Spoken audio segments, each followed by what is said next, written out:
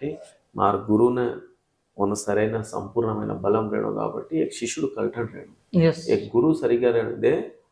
100 शिष्युలను एक गुरु तैयार कर सकत पण 100 शिष्युల भले एक गुरु तैयार कर सके जो జయరాం స్వామి అనే ఒక గురు వేల లక్షల మంది తయారు చేశాడు కానీ అందులో ఒక సరైన శిష్యుడు ఉండాలనే నా సంకల్పం అందుకే నేను ఏంటంటే నా కష్టార్జితంతో నేను ఎవరిని ఏమడను నేను ఒకడే నేను చేసే పూజ